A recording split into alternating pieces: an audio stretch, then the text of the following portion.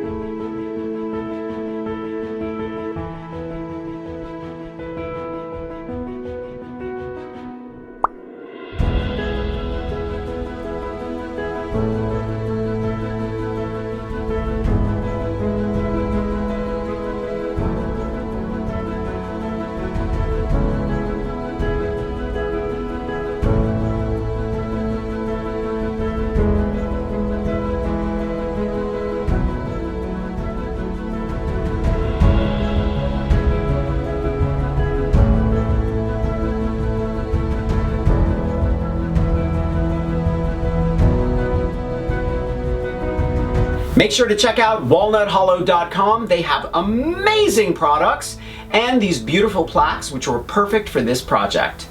Thumbs up if you like this video, leave me a comment and I will get back to you. Subscribe to my channel if you haven't already. Grab a copy of the Big Ass Book of Crafts Volume 2 and I will see you next week. Bye.